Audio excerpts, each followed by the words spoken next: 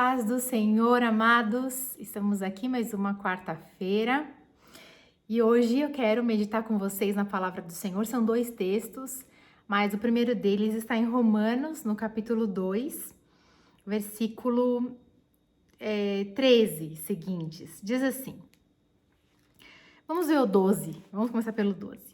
Assim, pois, todos os que pecaram sem lei, também sem lei perecerão. E todos os que com lei pecaram, mediante lei serão julgados. Porque os simples ouvidores da lei não são justos diante de Deus, mas os que praticam a lei hão de ser justificados. Então, Paulo já começa fazendo aqui uma separação entre os meros ouvintes da lei, né, da palavra do Senhor, e dos praticantes da palavra. E que aqueles praticantes cumpridores da lei seriam justificados na lei. E Paulo faz a distinção dos judeus e que eles que cumpriam a lei, que cumprissem a lei toda e seriam justificados por ela. E nós que vivemos debaixo da graça, que somos justificados pela graça de Deus e a graça que nós entendemos como favor imerecido. Aquilo que o Senhor resolveu fazer por nós, nos dar gratuitamente, sem que nós tivéssemos que fazer nada e que nós façamos qualquer coisa para que venhamos merecer essa graça de Deus. Então aqui é o primeiro ponto, só para esclarecer, porque eu não vou falar sobre isso hoje. Quando, pois, os gentios, para quem não sabe a diferença, gentios são os estrangeiros, todos os estrangeiros. Quando, pois, os gentios que não têm lei procedem por natureza, ou você entenda por consciência, de conformidade com a lei, não tendo lei, servem eles de lei para si mesmos. Estes mostram a norma da lei gravada no seu coração, testemunhando-lhes também a consciência e os seus pensamentos mutuamente, acusando-se ou defendendo-se. No dia em que Deus, por meio de Cristo Jesus, julgar os segredos dos homens de conformidade com o meu evangelho. Aqui quando Paulo fala do meu evangelho, ele não está falando que ele fez um evangelho, mas ele diz segundo o meu evangelho que ele anunciou, ou seja, o evangelho, né? As boas novas, as boas novas da salvação, que Jesus salva, que a graça vem através de Jesus.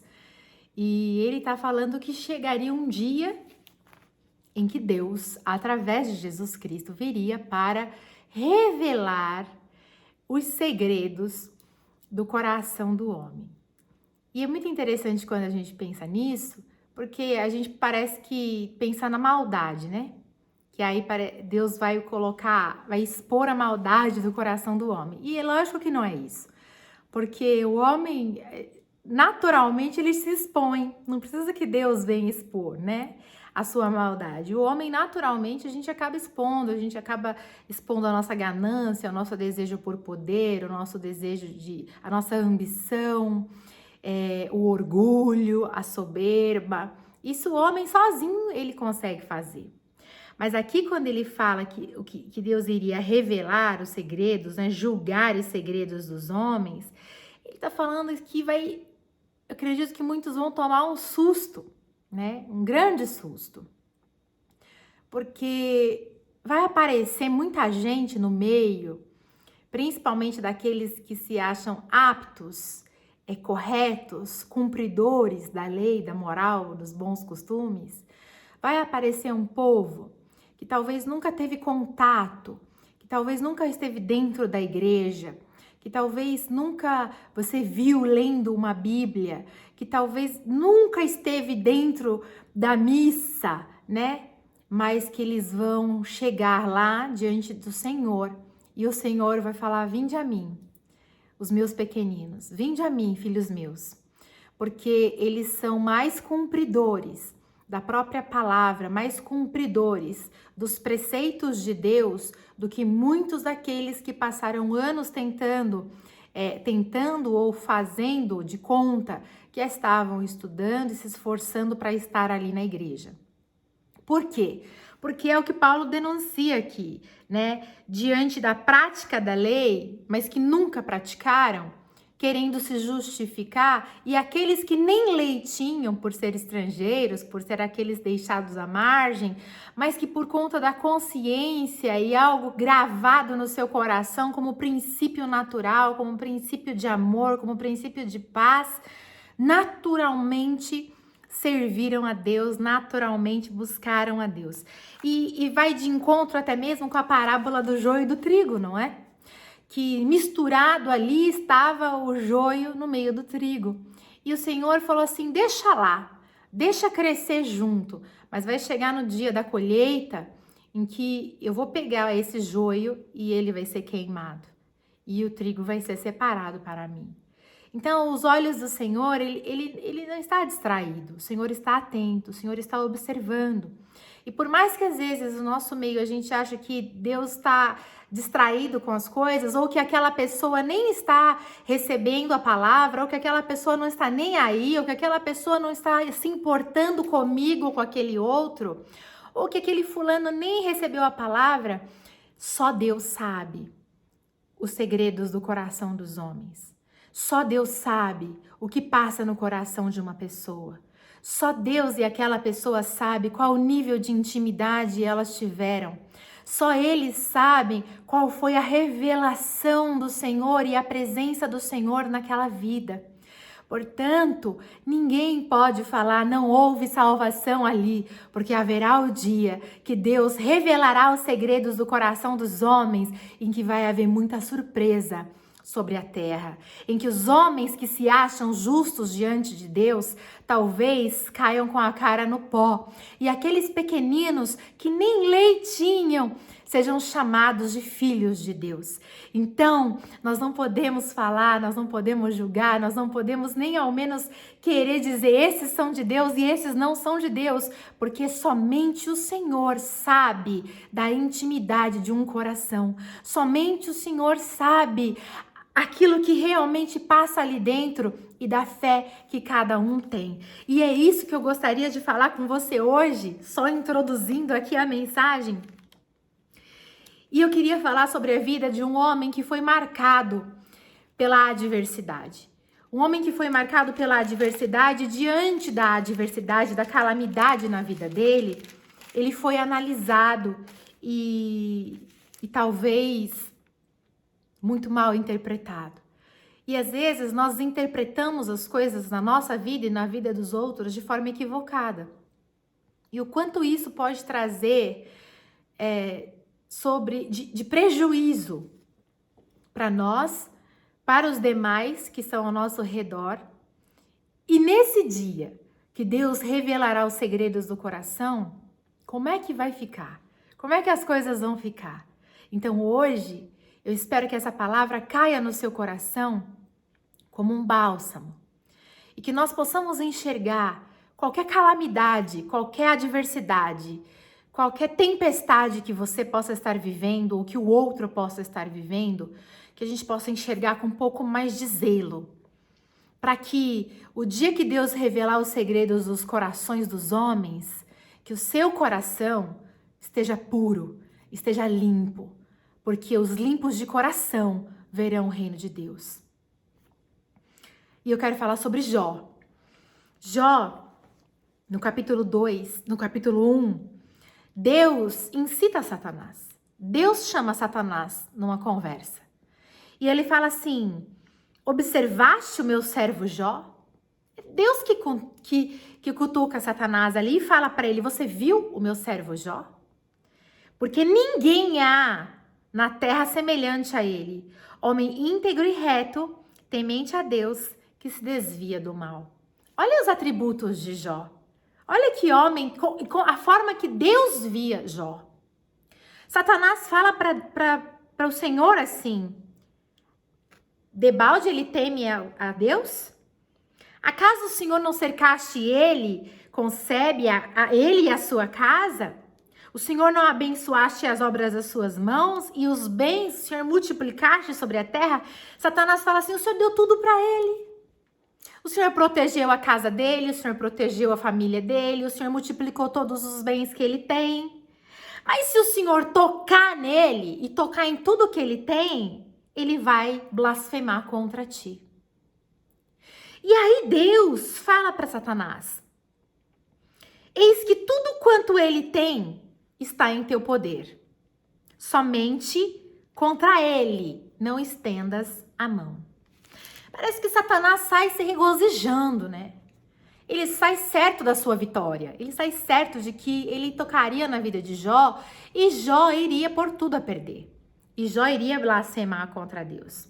E aí, no dia seguinte, as coisas começam a desandar na vida de Jó. Seus bens são tocados, os seus filhos começam a morrer, o telhado cai na cabeça deles e no outro dia a sua saúde lhe é tocada.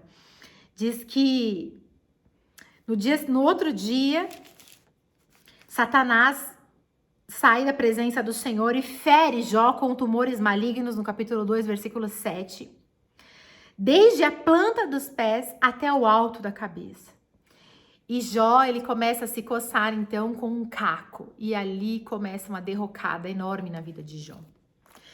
A palavra de Deus diz que Jó tinha amigos. E que esses amigos, ao saberem da situação terrível que Jó estava, eles vão ao encontro de Jó. Eles vão ali prestar solidariedade ao seu amigo. E durante 7 dias, esses 3 homens, eles ficam ali na presença de Jó, chorando. Eles choram com Jó durante 7 dias. E a palavra diz que eles não dizem uma palavra sequer. Eles somente choram com Jó. Porém, nada é perfeito, né, irmãos? Nada é perfeito e não ia ser também na vida de Jó.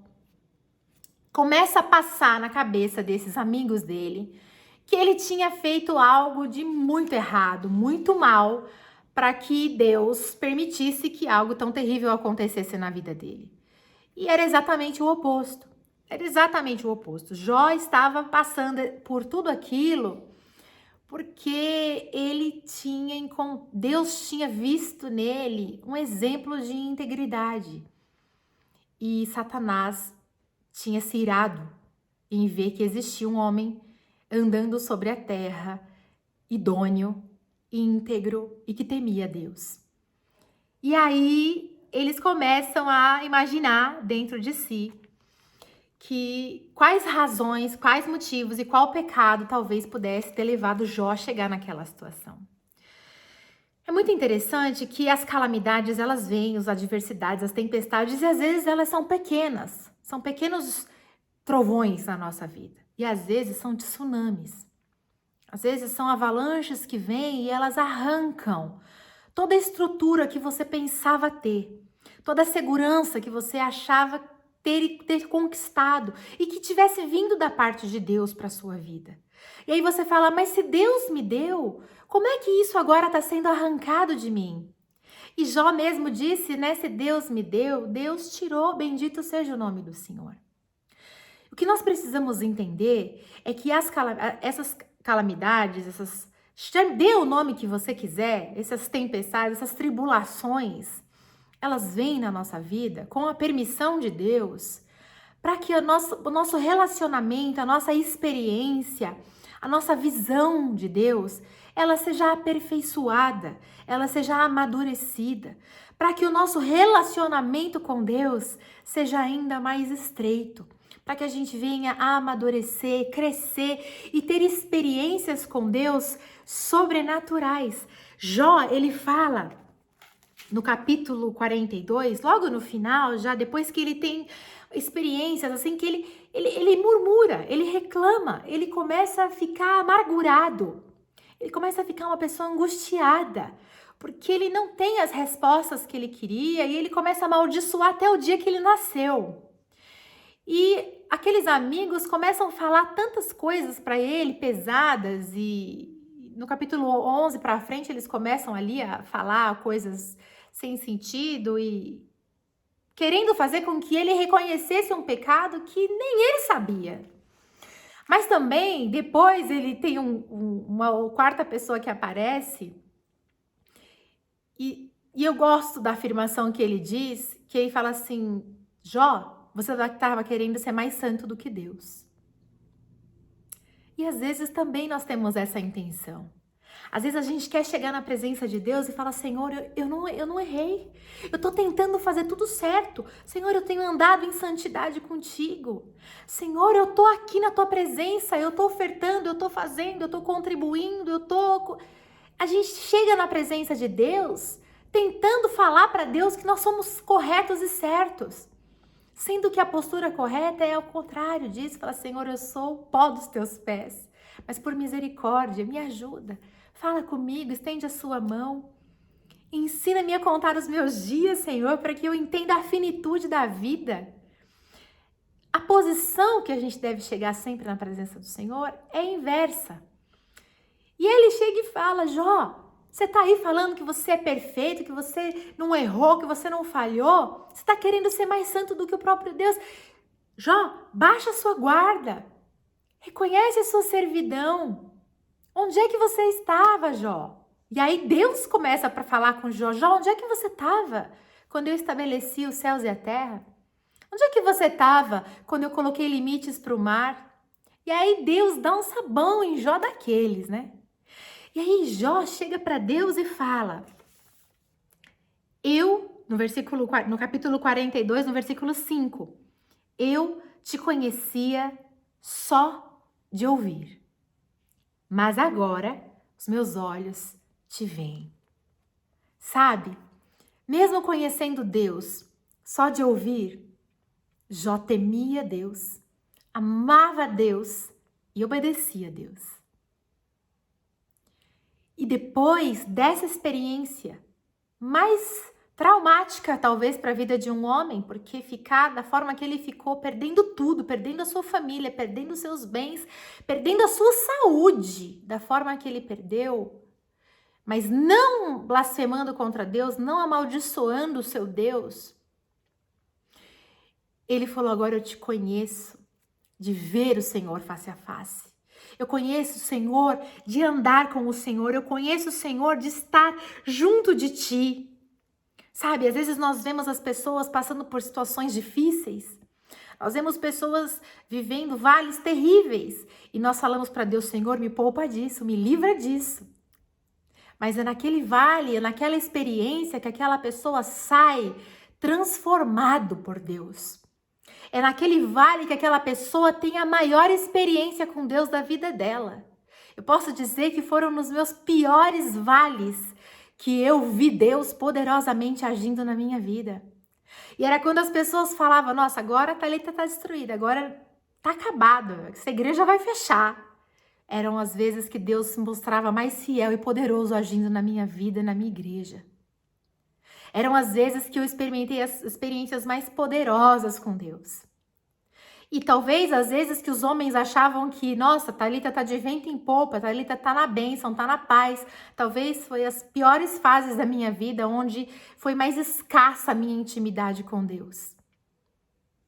As pessoas avaliam a vida do outro de forma equivocada. A interpretação que a gente faz das circunstâncias, das lutas que as pessoas estão vivendo, elas dizem mais de nós do que do outro.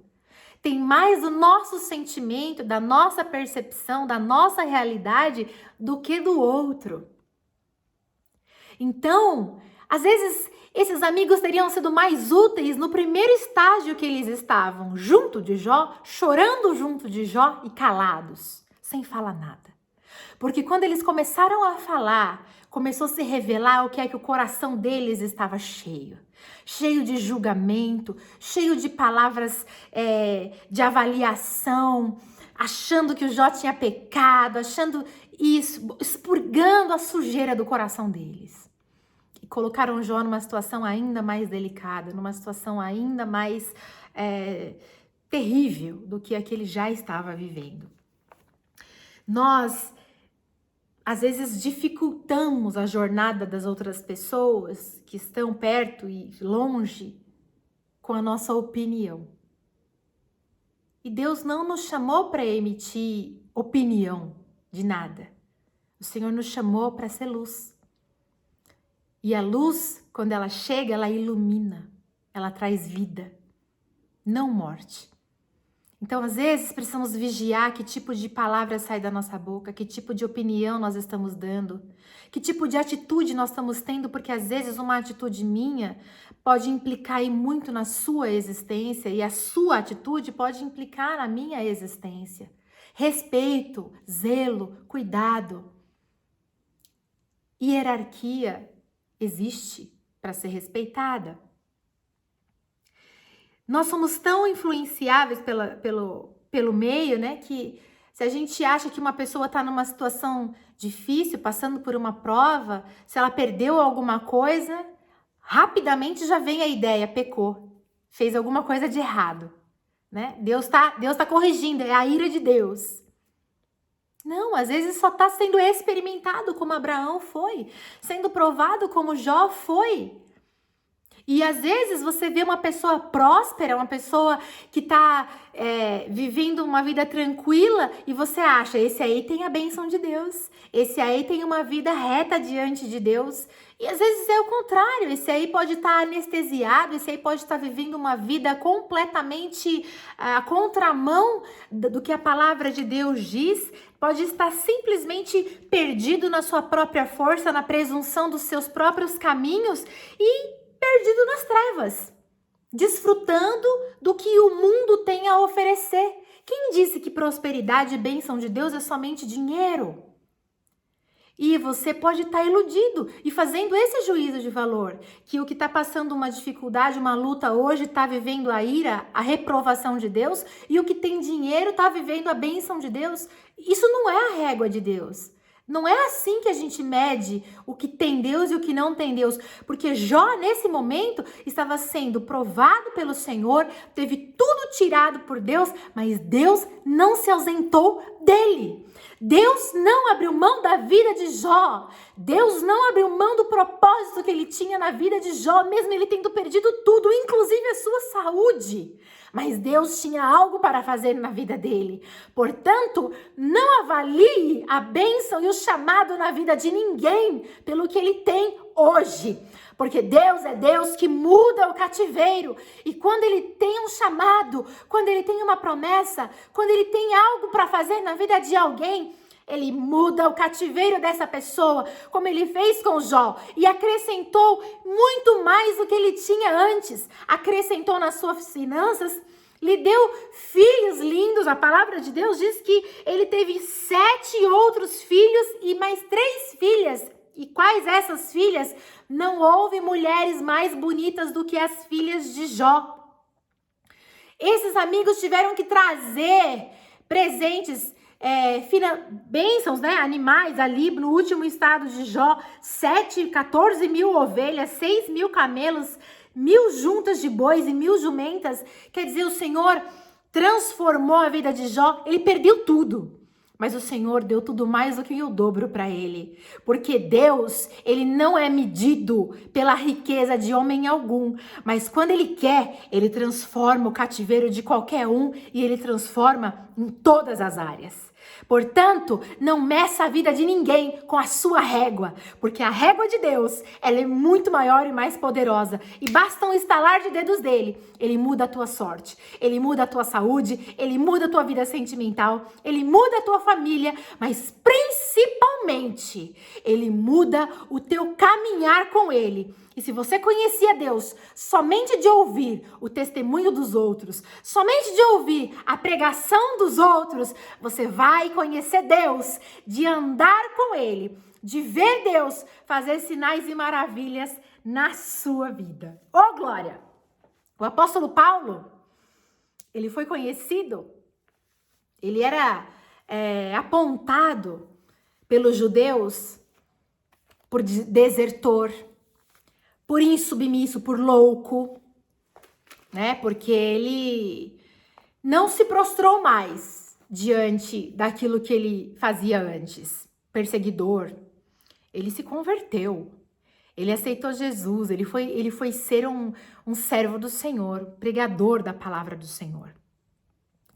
E ele era chamado até de herege pelos judeus. Pelos cristãos, ele era chamado exatamente de insubmisso, porque ele não se submetia a nada. Ele andava sozinho por aí, pregando a palavra do Senhor, do jeito que o Senhor se revelava a ele. Ele recebeu muitos rótulos. Agora eu te pergunto, você acha que ele estava preocupado com isso? Não, ele não estava. Se alguém passasse pela cruz, por aquelas 3 cruzes, quando o Jesus estava crucificado com aqueles 2 malfeitores, se alguém passasse por ali somente vendo o que estava acontecendo, sem ouvir o que estava acontecendo, o que iam pensar? 3 ladrões, ou 3 bandidos, ou 3 criminosos estão sendo crucificados. Mas, se alguém passasse, visse e ouvisse o que estava acontecendo ali, já iriam saber. Estão crucificando o Filho de Deus junto com 2 malfeitores. Mas um deles disse: nós estamos sendo crucificados por algo que nós fizemos. Mas esse aí nada fez. Aí ele fala para o Senhor: Senhor, lembra-te de mim quando entraste no seu reino. E Jesus diz para ele: ainda hoje estarás comigo no paraíso. Oh, glória! Amado, qual é o caos, qual é a calamidade, qual é o problema que você está vivendo? A graça de Deus, ela opera onde é inimaginável. Ali na cruz era a morte para aquele homem, mas foi a decretação da vida eterna para ele. Porque naquela noite Jesus disse: você estará comigo no paraíso. Eu não sei o que você está vivendo, mas eu sei que a graça de Deus quer operar na sua vida. Eu sei que a graça de Deus quer tirar essa cortina do seu coração e revelar os segredos do coração. E vai confundir as pessoas. Porque aqueles que achavam que está acabado, aqueles que vieram para te julgar, para te apontar, para falar: você está acabado, a sua vida virou isso aí, é o ponto final, acabou, é desgraça. Eu quero te dizer, não é não. Esse é o começo da graça de Deus operando de forma transbordante na sua vida, como foi na vida de Jó. A palavra do versículo 10 do capítulo 42 de Jó diz assim: mudou o Senhor... Não, desculpa.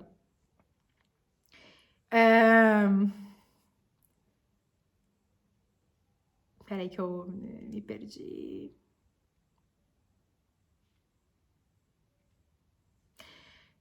Versículo 10. Mudou o Senhor a sorte de Jó quando este orava pelos seus amigos. E o Senhor deu-lhe o dobro de tudo quanto este antes possuíra. Então vieram a ele todos os seus amigos e todas as suas irmãs e todos quanto dantes o conhecera e comeram com ele em sua casa, se condoeram dele e tudo mais. Mas o que aconteceu com o Jó? Ele falou com Deus, Deus foi lá, exortou os amigos dele e Deus mudou a sorte de Jó quando ele estava orando. A vida daquele que recebe a bênção do Senhor, a vida daquele que é transformado por Deus é uma vida de oração. É uma vida que foi transformada e que não fica mais do mesmo jeito. Quando Deus entra na vida de alguém, acontece salvação, acontece transformação e vem vitórias no meio das perdas.